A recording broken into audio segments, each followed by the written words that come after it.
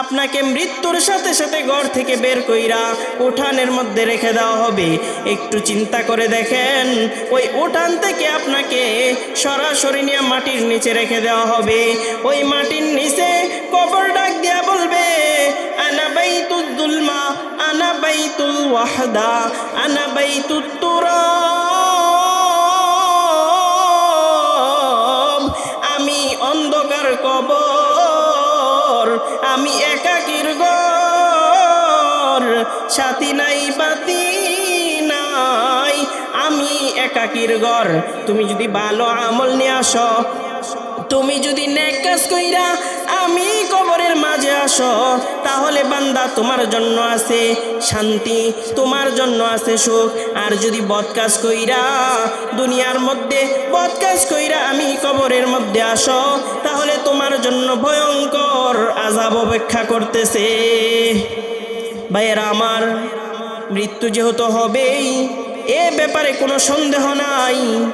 তাহলে আমাদেরকে এমন কাজ করতে হবে, যেই কাজগুলা করার পরে, যেই কাজগুলা করে যদি আমি দুনিয়া থেকে বিদায় নেই, তাহলে যেন আমার কবরটা নূরে নূরান্বিত হইয়া যায়। এমন কাজ করব কি করব না? এই পৃথিবীর মধ্যে যখন কোনো মানুষ মারা যায়, মানুষ মারা যাওয়ার সাথে সাথে তার সমস্ত আমলের দরজা বন্ধ হয়ে যায়। একটা মানুষ নিঃশ্বাস ত্যাগ করার সাথে সাথে তার সমস্ত আমল বন্ধ হয়ে যায়। শুধুমাত্র 3টা আমল জারি থাকে, যেই 3টা আমলের সওয়াব বান্দার কবরের মধ্যে পৌঁছতে থাকে। এই 3টা জিনিস আমরা শুনবো কি শুনবো না? এই 3টা কাজ আমরা করব কি করব না? অবশ্যই করব। ভাইয়েরা আমার, যখন একটা মানুষ মারা যায়, এই মানুষের জিন্দেগিটা কয়দিন? মানুষের জিন্দেগিটা কয়দিন? মানুষকে কবরে রাখার পরে 6 দিনের দিন মানুষের নখগুলা কবরের মধ্যে খইসা খইসা শরীর থেকে পড়ে যায়। 9 দিনের দিন চুলগুলা পড়ে যায়। 17 দিনের দিন পেটটা ফেটে যায়। 60 দিন যেদিন হয়, ওই 60 দিনের দিন মানুষের শরীরের হাড়ের মধ্যে কোনো গোশত থাকে না। 60 দিনের দিন হাড় থেকে সব গোশতগুলা আলাদা হয়ে যায়। 90 দিন যখন হয়, ওই 90 দিন হওয়ার পরে শরীরের হাড়গুলাও আলাদা হয়ে যায়, আর একসাথে থাকে না। এই তো জিন্দেগি। চিন্তা করে দেখেন, এক সময় ছোট ছিলাম, দাড়ি কাঁচা ছিল। এক সময় এমন ছিল দাড়ি ছিল না, তারপরে দাড়ি হইল কালো দাড়ি। সেই কালো দাড়ি আজকে হইতে হইতে সাদা হয়ে গেছে। আরেকদিন হঠাৎ কইরা আমার নামে মসজিদের মাইকে এলান হয়ে যাবে। এই জন্যে এমন কাজ করতে হবে, যেই কাজগুলা করলে আপনি আমি কবরের মধ্যে শান্তিতে থাকতে পারবো। করব কি করব না? আশারায়ে মুবাশশারা হযরতে আবু বকর রাদিয়াল্লাহু তাআলা আনহু প্রতিদিন কবরস্থানের মধ্যে যাইয়া, জান্নাতুল বাকির মধ্যে যাইয়া 2 চোখের পানি জড়ায় আর কান্না করে। এমন কান্না করে, এমন কান্না করে, হযরতে আবু বকরের কান্নার কারণে আশেপাশের মানুষের রাতের ঘুম ভেঙে যায়। এ মুসলমান, হযরতে আবু বকর এমন কান্না করে, হযরতে আবু বকরের কান্নার কারণে আশেপাশের মানুষের ঘুম ভেঙে যায়। একদিন এক সাহাবী আয়েশা বলতেছে, ও আবু বকর, ও আবু বকর, আপনারে তো আল্লাহ পাক দুনিয়ার মধ্যে জান্নাতের সার্টিফিকেট দিয়া দিছে। আপনি তো এমন সৌভাগ্যবান ব্যক্তি, আল্লাহ পাক তো দুনিয়ার মধ্যে আপনারে সার্টিফিকেট দিয়া দিছে। ও আবু বকর, আপনি মরার সাথে সাথে জান্নাতে চলে যাবেন। যদি আপনারে আল্লাহ পাক জান্নাতের সার্টিফিকেট দিয়া দেয় রে আবু বকর, তাহলে আপনি প্রতিদিন কেন কবরস্থানের মধ্যে আইসা এই কবরগুলার দিকে তাকান আর কেন কান্না করেন? হযরতে আবু বকর ডাক দেয়া কয়, সাহাবীরা রে শুনো, আমি কেন কান্না করি? আমি আবু বকর রাতের বেলায় কবরগুলার কাছে আসি। কবরগুলার কাছে আসলে আমার মনে হয়ে যায়, এ আবু বকর, তুই আজকে দুনিয়ার মধ্যে আসর। ও আবু বকর, এমন একদিন আসবে রে আবু বকর, যেই দিন আজকে যারা কবরস্থানের মধ্যে শুয়ে আছে রে আবু বকর, একদিন এমন আসবে তুই এই কবরস্থানের কবরের যাত্রী হয়ে যাবি, তুইও এই কবরবাসীর সাথে শুয়ে থাকবি। ও আবু বকর, তোর যদি আমল ভালো না থাকে, তোর যদি আমল ভালো না থাকে রে আবু বকর, তুই যদি ভালো আমল না করতে পারস, এই কবরের আযাব তোকে ছাড়বে না। ও মুসলমান, হযরতে আবু বকর কেমন ব্যক্তি ছিল? হযরতে আবু বকর ছিল আমার রাসূলের সাথী। হযরতে আবু বকর ছিল দুনিয়ার মধ্যে জান্নাতের সার্টিফিকেট পাওয়া মানুষ। হযরতে আবু বকর যিনি আমার নবীর সফর সঙ্গী, হযরতে আবু বকর জান্নাতের টিকিট পাওয়ার পরেও যদি কবরে দেখা, যদি মরণের স্মরণে এত কান্না করতে পারে, আমার আপনার কি হবে একটু চিন্তা করে দেখেন। আমি আপনি তো নবীরেও পাই নাই, নবীরেও দেখি নাই, দুনিয়ার মধ্যে জান্নাতের সার্টিফিকেটও পাই নাই, এমন কোনো ভালো আমলও করি নাই যে আমলের কথা আল্লাহর দরবারে বলতে পারবো। হযরতে আবু বকর জান্নাতের সার্টিফিকেট পাওয়ার পরেও যেহেতু এত কান্না করছে, তাহলে চিন্তা করে দেখেন তো আমাদের কি করা উচিত। বোঝা যায় জান্নাতের সার্টিফিকেট পাওয়ার পরেও যে নিশ্চিত জান্নাতের মধ্যে যাবে, তারপরেও প্রতিদিন মরণের ভয়ে কান্না করত, আমার আপনার কি অবস্থা? এই যে শরীর, এই যে আমাদের জিন্দিগি, এই যে দুনিয়া, আপনি মরার সাথে সাথে আপনার দুনিয়া শেষ। এই যে দুনিয়া, আগেই তো বললাম, আপনি মরার পরে 6 দিনের দিন আপনার নখগুলা খসে খসে পড়ে যাবে, 9 দিনের দিন আপনার চুল থাকবে না। আপনার এই যে এত সুন্দর শরীর, যেই শরীরের আপনি এত যত্ন করেন, এই শরীর তো পোকামাকড় খেয়ে ফেলবে। 6 দিন পরে নখ খসে যাবে, 9 দিন পরে চুল, কবর গাহের সামান নিতে কইরো না কেউ ভুল। 6 দিন পরে নখ খসে যাবে, 9 দিন পরে চুল, কবর গাহের সামান নিতে কইরো না কেউ ভুল। কবর জায়গা ভালো নয়, কবর জায়গা ভালো নয়, কবর জায়গা ভালো নয়, আমল দিয়ে কবর গৃহ সাজিয়ে নিতে হয়। কবর জায়গা ভালো নয়, আমল দিয়ে কবর গৃহ সাজিয়ে নিতে হয়। ঠিক কিনা? আমল ছাড়া কবরে গেলে আমাদের শান্তি হবে? আমল ছাড়া যদি কবরের মধ্যে যাই রে মুসলমান, কবরের আযাব আমাকে আপনাকে এমন ভাবে গ্রাস করবে, সহ্য করার মতো না রে। কবরের মধ্যে এক পাশের মাটি আরেক পাশে এমন জোরে চাপ দিবে, সেই মাটির চাপে এক পাজরের হাড্ডি বাইঙ্গা আরেক পাজরের মধ্যে লেগে যাবে। 17 দিনে পেট ফেটে শেষ পোকার খাদ্য হবে, 60 দিন পর গোশ থাকবে না, কঙ্কাল পরে রবে। ভাই মাইক এরকম এই করে ওরা মাইক ম্যান কো এই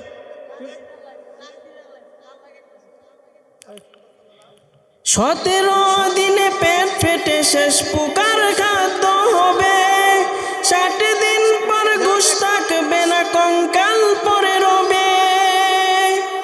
90 দিনে হাড়গুলো সব, 90 দিনে হাড়গুলো সব আলাদা হয়ে রয়। কবর জায়গা ভালো নয়, আমল দিয়ে কবর গৃহ সাজিয়ে নিতে হয়। কবর জায়গা ভালো নয়, আমল দিয়ে কবর গৃহ সাজিয়ে নিতে হয়।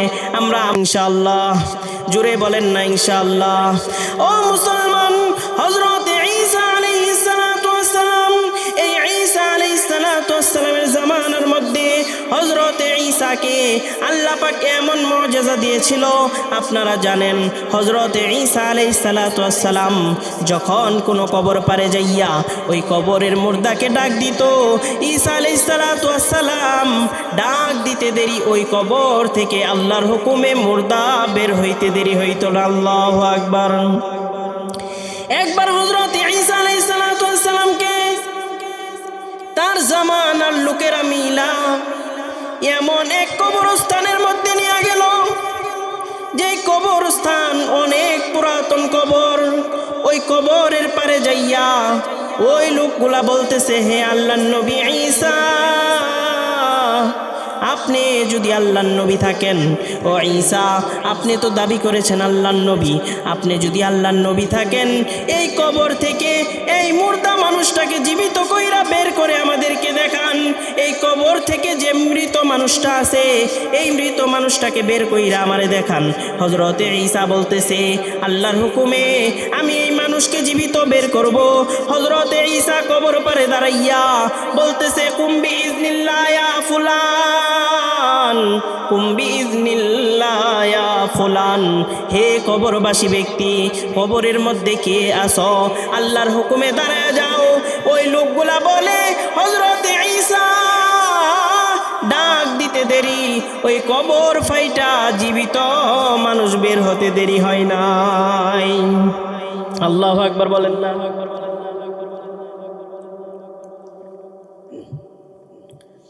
হযরতে ঈসা বলতেছে, কবরের মধ্যে ডাক দিতে দেরি হয়েছে, কিন্তু ওই কবর থেকে একটা মানুষ জীবিত হইয়া বের হইতে দেরি হয় নাই।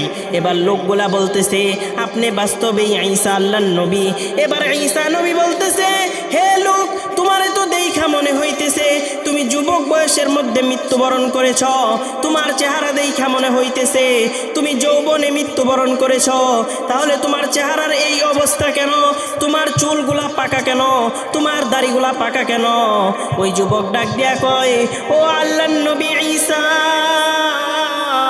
আল্লাহর কসম করে বলতেছি রে ঈসা, এই যে আপনি আমারে ডাক দিছেন, আমি মনে করছি কিয়ামতের ময়দানে ওঠার জন্য মনে হয় ডাক দিছে। এই পেরেশানিতে, এই চিন্তার কারণে আমার চুলগুলা পাইকা গেছে রে ঈসা। কই কেন এত চিন্তা কেন? কই আল্লাহর নবী ঈসা, আমার যখন মৃত্যু হয়েছিল, ওই দুনিয়া থেকে যখন আমার রূহটা আজরাইল বের করে, আমার এমন কষ্ট হয়েছে রে, এমন যাতনা হয়েছে, আমি এমন কষ্ট সহ্য করেছি। ওই কষ্টের কারণে আজকে যখন আপনি আমারে ডাক দিছেন, এই ডাক দেওয়ার সাথে সাথে আমার মনে হয়ে গেছে হয়তো কিয়ামতের দিনের জন্য আমাকে তোলা হইতেছে। আমি এই চিন্তা করলাম, মৃত্যুর সময় এত কষ্ট, মৃত্যুর সময় আমার এত কষ্ট হইছে, আর কিয়ামতের ময়দানে তো আমার হিসাব হবে। আমার হিসাব হইলে না জানি আরো কত কষ্ট হবে। এই কষ্টের কথা চিন্তা কইরা, ওই চিন্তা কইরা আমার এই কালো চুলগুলা সাদা হয়ে গেছে, আমার কালো দাড়িগুলা সাদা হয়ে গেছে। একটু চিন্তা কইরা দেখেন তাহলে মৃত্যুর যন্ত্রণা কতটুকু হবে। হযরতে ইব্রাহিম আলাইহিস সালাতু ওয়াস সালাম একবার আল্লাহ তাআলার কাছে আরজি জানাইল।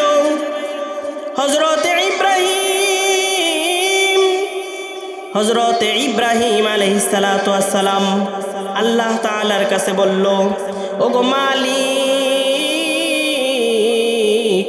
আমার বড় দেখতে মন চায়, আমার বড় মনে চায়, আমার মনে চায় এই মৃত্যুর ফেরেশতা হযরতে আজরাইল যেই সূরত নিয়া মানুষের জান কবজ করে, হযরতে আজরাইল যেই সূরত নিয়া, যেই আকৃতি নিয়া মানুষের জান কবজ করে, ওই আকৃতিতে আমি একবার হযরতে আজরাইলকে দেখতে চাই। আল্লাহ বলল, ও ইব্রাহিম, তুমি পারবা না, দেখে সহ্য করতে পারবা না। এবার ইব্রাহিম আলাইহিস সালাতু ওয়াস সালাম মানল না। ইব্রাহিম আলাইহিস সালাতু ওয়াস সালাম মানল না। আল্লাহ পাক আজরাইল আলাইহিস সালাতু ওয়াস সালামকে পাঠাইলো। ইব্রাহিম বলল, ভাই আজরাইল, আমি তোমারে ওই সূরতে দেখতে চাই যেই সূরতের মধ্যে তুমি বদকারের জান কবজ করো, যেই সূরতের মধ্যে তুমি বেনামাজির জান কবজ করো, যেই সূরতের মধ্যে তুমি নাফরমানের জান কবজ করো, আমি ওই সূরতের মধ্যে তোমারে একবার দেখতে চাই। আজরাইল ডাক দেয়া, ওই ভাই ইব্রাহিম, ওই সূরতে যদি তুমি আমারে দেখো সহ্য করতে পারবা না। ওইটা বড় ভয়াবহ সূরত, ওইটা বড় কঠিন সূরত, ওইটা বড় ভয়াবহ আকৃতি। ইব্রাহিম আলাইহিস সালাম বলতেছে, ভাই আজরাইল, আমি একবার তোমারে দেখতে চাই।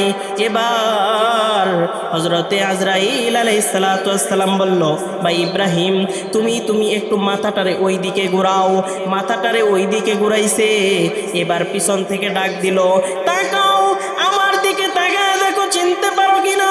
হযরত ইব্রাহিম আলাইহিস সালাম বলতেছে, আমি যখন আমার গাড়টারে ঘুরাইছি, আমার গাড়টা তার দিকে ঘুরানোর সাথে সাথে আমি বেহুশ হইয়া জমিনের মধ্যে পড়ে গেলাম। হযরত ইব্রাহিম আলাইহিস সালাম বলতেছে, তাফসীরের মধ্যে এসেছে, যখন হযরত ইব্রাহিম আলাইহিস সালামের জ্ঞান ফিরে আসে, যখন হযরত ইব্রাহিম আলাইহিস সালামের জ্ঞান ফিরে আসে, হযরত ইব্রাহিম আলাইহিস সালাম বলতেছে, আমি দেখলাম আসমান থেকে জমিন পর্যন্ত একটা মানুষ। কেমন মানুষ? কালো বিশ্রী, চোখ এবং নাক থেকে আগুনের ফুলকি সমূহ বের হচ্ছে, মাথার চুলগুলো লোহার কাটা কাটা দাঁড়ানো, শরীর থেকে বিশ্রী দুর্গন্ধ, হাতের মধ্যে একটা লোহার তরমুজ। এমন চেহারা, এই চেহারা দেখে আমি ইব্রাহিম বেহুশ হয়ে গেছি। এমন ভয়াবহ চেহারা। আরেক তাফসীরের মধ্যে লিখতেছে, দুনিয়ার মধ্যে এই যে বকরি আছে, যেমন বকরি, একটা জীবিত বকরিকে দইরা, একটা জীবিত ছাগলকে দইরা যদি তার চামড়াটা টেনে টেনে খুলে ফেলা হয়, তাহলে তার কেমন কষ্ট হতে পারে? যদি একটা জীবিত পাখিকে আইনা উত্তপ্ত গরম তেলের মধ্যে ছেড়ে দেওয়া হয়, তার কেমন কষ্ট হইতে পারে? মৃত্যুর কষ্টটা এর চাইতেও বেশি। এবার আল্লাহ বলতেছেন, সাওয়াআম মাহইয়াহুম ওয়া মামাতুহুম সাআ মা ইয়াহকুমুন। ও বান্দা, চিন্তা করো না, মৃত্যু ঈমানদার এবং কাফেরের একরকম হবে না। যে আমার ইবাদত করেছে, যে আমি আল্লাহর হুকুমগুলা মেনেছে, তার মৃত্যু যেমন শান্তিতে হবে, একজন বেঈমান কাফের নাস্তিকের মৃত্যু কখনো শান্তিতে হইতে পারে না। একটা রেওয়ায়েতে আছে, রেওয়ায়েতের মধ্যে প্রশ্ন করা হলো যে শহীদ যারা হয়, যারা দুনিয়া থেকে শহীদ হইয়া যায়, তাদেরকে তো দেখা যায় তাদের হাতগুলা কাটা হয়। অনেক সময় যুদ্ধের মধ্যে দেখা গেছে সাহাবায়ে কেরামের জামানার মধ্যে, আল্লাহর রাসূলের জামানার মধ্যে যারা শাহাদাত বরণ করেছে, তাদেরকে দেখা গেছে এক হাত কেটে ফেলা হয়েছে, গলা কেটে ফেলা হয়েছে, পা কেটে ফেলা হয়েছে। তাহলে তারা মৃত্যুর সময় কেন হাসে? যদি হাত কেটে ফেলা হয়, পা কেটে ফেলা হয়, তাহলে কষ্ট হওয়ার কথা না? প্রশ্ন করলো, হাত কেটে ফেলছে, পা কেটে ফেলছে, তরবারি দিয়ে মারছে, চাকু দিয়ে মারছে, তাহলে মৃত্যুর সময় কেন হাসে? তাফসীরের মধ্যে এসেছে, ও ভাইরা আমার, তাফসীরের মধ্যে এসেছে, শহীদ যখন মৃত্যুবরণ করে, শহীদ ব্যক্তি যখন শাহাদাত বরণ করে, একজন শহীদ যখন পৃথিবী থেকে বিদায় নেয়, আমরা আমাদের চক্ষু দ্বারা দেখি ওই শহীদের হাত কেটে ফেলা হয়, ওই শহীদ ব্যক্তির পা কেটে ফেলা হয়। কিন্তু বাস্তবতা এমন, ওই শহীদ যখন এই পৃথিবী থেকে বিদায় নেয়, বিদায় নেওয়ার সময় আল্লাহ পাক ওই শহীদ রে জান্নাতের সুরতরা দেখাইতে দেখাইতে দুনিয়া থেকে নিয়ে যায়। আল্লাহু আকবার, চিৎকার মেরে বলেন আল্লাহু আকবার। ওই শহীদ যখন দুনিয়ার জমিন থেকে বিদায় নেয়, শহীদ যখন দুনিয়ার জমিন থেকে চলে যায়, আমার মাওলা হযরত জিব্রাইল রে বলে, ও জিব্রাইল, যা যা রে যা, আমার প্রিয় বান্দা আমার কাছে আসতেছে, আমার প্রিয় বান্দারে জান্নাতের চিত্রটা দেখা, আমার প্রিয় বান্দারে জান্নাতের নাজ নিয়ামত দেখা, আমার প্রিয় বান্দারে জান্নাত দেখাইতে দেখাইতে আমার কাছে নিয়ে আয়। ওই শহীদ যখন দেখে মৃত্যুর সময় জান্নাতের এমন নাজ নিয়ামত, ওই শহীদ ওই জান্নাতের নাজ নিয়ামত গুলা দেখা হাসতে হাসতে খুশিতে খুশিতে আল্লাহর কাছে চলে যায়। বলেন আল্লাহু আকবার। আমরা দেখি নাই, গত কয়েকদিন আগে আমাদের এক ভাই শরীফ শহীদ উসমান হাদি, আমরা ঘটনা জানি না, মৃত্যুবরণ করছে, শাহাদাতের মৃত্যু। এই ভাইয়ের তামান্না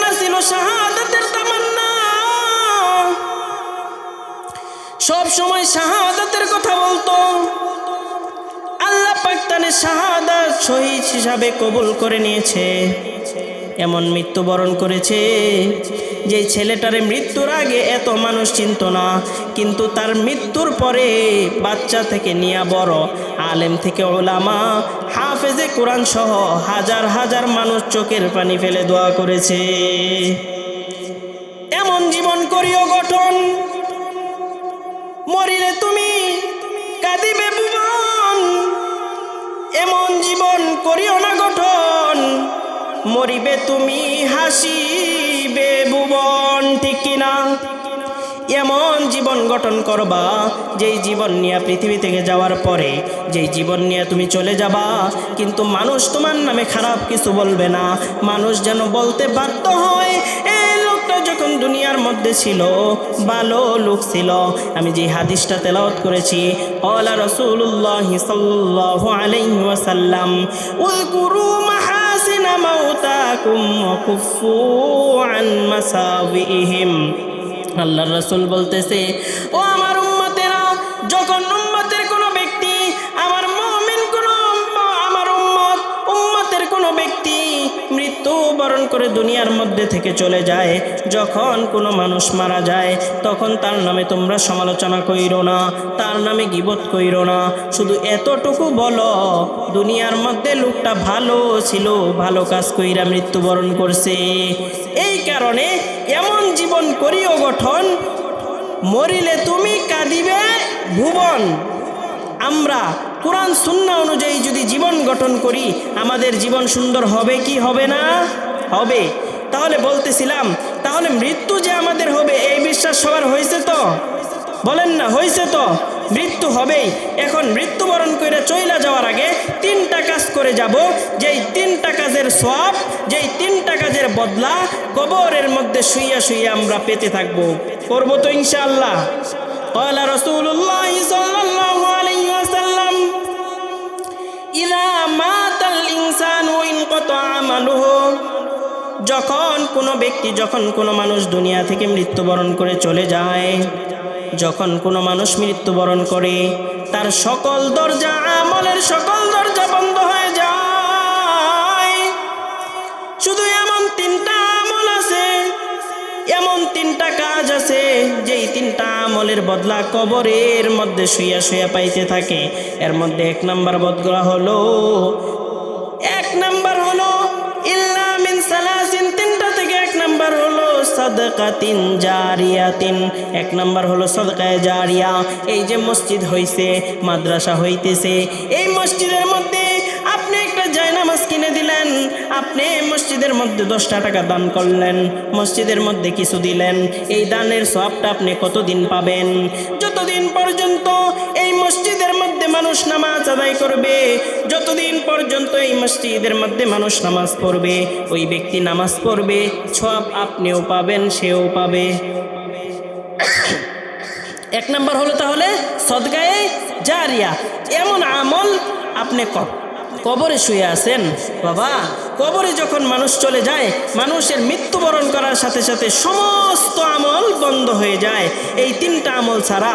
এর মধ্যে 1 নাম্বার হলো সাদকায়ে জারিয়া, 2 নাম্বার আও ইলমিন ইউনতাফাউ বিহি, 2 নাম্বার হলো এমন ইলম, এমন উপকারী ইলম, মাদ্রাসার শিক্ষা যেটাকে বলা হয় তলাবুল ইলমি ফারিদাতুন আলা কুল্লি মুসলিম। দিনে ইলম শিক্ষা করা প্রত্যেক মুসলমানের উপর ফরজ।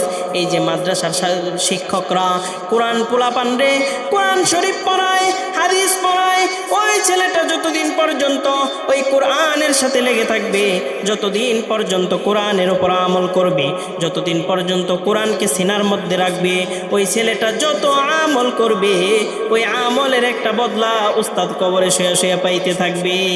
সুবহানাল্লাহ। কারণ হলো সে ইলম শিখাইছে, ওই ছাত্ররে শিখাইলো, ওই ছাত্র আরেক ছাত্ররে শিখাইছে, ওই ছাত্র আরেক ছাত্ররে শিখাইছে।